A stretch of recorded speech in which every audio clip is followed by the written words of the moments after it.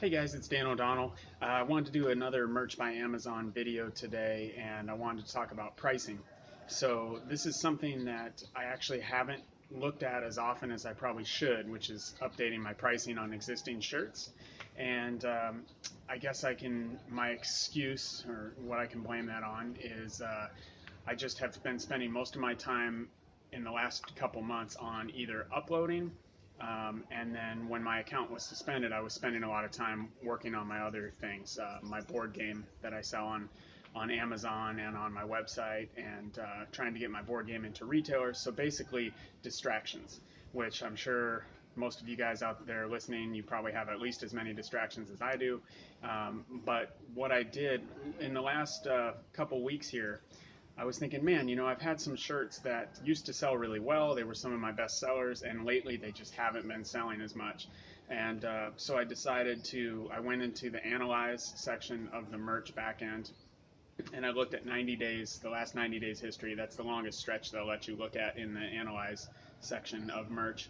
And I just pulled up the whole list of shirts that had sold in the last 90 days, and I scanned through and looked at shirts that had sold multiple shirts, but hadn't been selling well lately. And a few of them jumped out, and I went, "Oh, that's right. That used to be one of my top sellers." And it's kind of faded over time, and it wasn't that noticeable. But I was thinking, man, I used to sell at least a few a week of that shirt. What happened to that? So what I did on any of the shirts that sort of fit that criteria of multiple sales in the last few months, but nothing in the last, say, few weeks, was I went and searched in the main keywords for that shirt to see what kind of competition was out there. And I found that some of them might have had more competition, or the competition might have lowered their prices, or both. So there's a tool I wanted to mention that helps you really quickly analyze kind of an overview of your competition when you search in Amazon, and it gives you some other information which I don't use that much, honestly. I mostly use it for that quick overview of seeing how many shirts have a low sales ranking. Um, what's going on? My recording froze. My screen is frozen. Is my memory full or what? Okay, I'm back. Sorry, technical difficulties. Okay, I'm going to keep going. My screen is now unfrozen. So it's a quick way, you type in which shirt or whatever it is. Halloween's coming up. A lot of people are doing Halloween shirts. Type which shirt, and you'll see in the results, you'll see right there the sales ranking, and you can quickly judge if there's just a couple with a good sales ranking, or if there's a lot. You can kind of judge the overall niche while you're looking at how many shirts are in the niche in general. And you can see where you fit into that and compare your pricing to the competitor's pricing. So I did a lot of that, and I lowered quite a few. So this wasn't like I went in and took all my 19.99 shirts down to 14.99 or whatever. It was case by case, and I saw, okay, there's a bunch of competition in this keyword, but maybe these three shirts are selling well, and they're all at like 16.99 to 17.99, so that's where I'm going to put my shirt. I didn't try to undercut. I would just match the other shirts that were actually selling, and I wasn't concerning myself with, there's 20 designs that are priced at $13.99, but none of them have any sales ranking. Those I don't consider competition. Maybe somewhere down the road they will be, but right now they haven't proven that people actually want that design, so I'm not concerned with that. But anything with the sales ranking under, I don't know, 700,000, somewhere in there, that's just kind of a rough estimate. I'm going to give that some credit, look at it, see what their pricing is. So I did that yesterday, and I adjusted pricing on quite a few shirts last night. So that was about 12 hours ago, or 14 hours ago maybe. And I already had one sale on a shirt that used to be one of my top sellers. Actually, it was my top seller when I was new. And I had a sale on that one again, and that's the first sale I've had on that design in the last few weeks. So I definitely think the pricing influenced that sale. Can't, to be scientific about it, I can't prove that. Maybe it was going to sell anyway, but I brought it on that particular design from 19.99 to 14.99, and it sold within hours. I also want to say, when I was new and at the lower tiers, like I never was on the 10 tier because it didn't exist, but when I was on the 25 tier and the 100 tier, I kept my prices pretty low.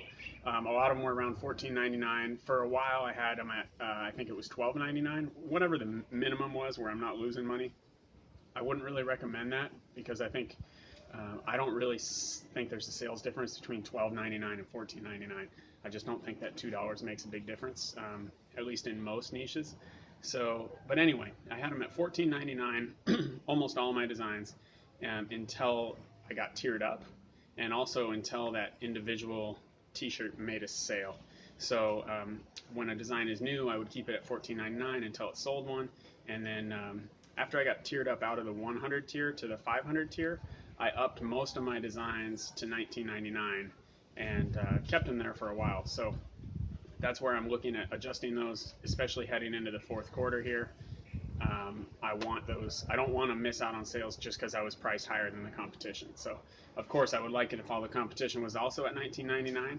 But I've been adjusting mostly to levels like $14.99, $16.99, $17.99. So, anyway, I just wanted to give you that update.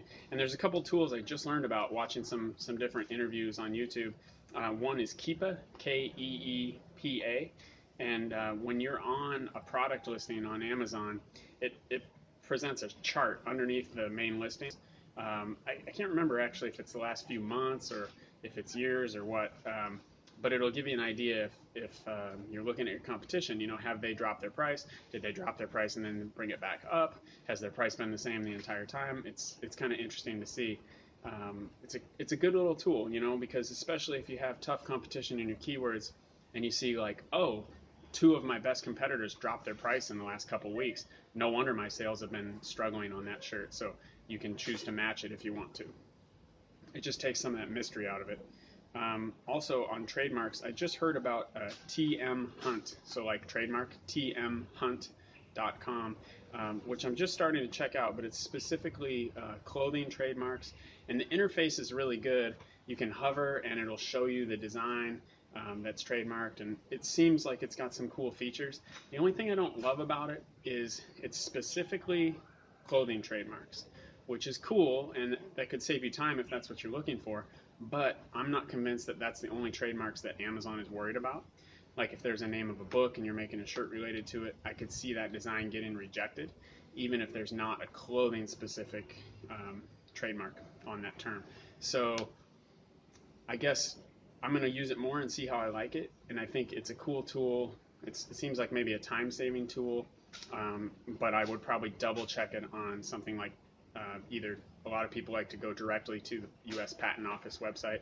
I usually use Trademarkia and see if there might be trademarks that aren't clothing specific but would still make me want to stay away from that phrase or that word. So anyway, check out Trademark Hunt, TM Hunt, sorry, it's just tmhunt.com. I'm not necessarily endorsing it yet, but it's cool and I'm going to check it out more. The other little capability they have in there that I don't think I've seen anywhere else, they call it a wildcard search. So let's see, you can put an asterisk in the place of where a word would normally be. So like you could put in the word witch and then an asterisk, and it would come up with any trademarks that are witch something. Like, I can't even think of an example right now. Witch house, witch's brew, whatever. You could put witches, plural, and then put the asterisk on either side of it. You could put it before the witch, so then it would be like super witch, or, I'm a witch, or want to be a witch, or whatever would pop up. So that wildcard search is kind of cool. I'm not sure I'll use that a lot, but it's kind of neat that it's there. So anyway, guys, might be time to revisit your pricing, especially as sales should be, ramping up here in quarter four. You don't want to miss out, or at least I don't want to miss out on sales just because I'm priced a little bit higher than most of my competition. And I would expect, if you've got profitable niches going into quarter four, a lot of sellers are going to be uploading probably more than usual. So it might be a good time to recheck your competition. All right, I hope this is helpful, guys. I kept it under 10 minutes. I can't remember the last time I've done that. You can check this out on YouTube. You can check these out on odonlife.com. And I also create these as a podcast on Stitcher and YouTube, iTunes. So I lied. I'm at 10 minutes and 2 seconds now. See you guys. Check it out. Odon Life, YouTube, iTunes, and Stitcher.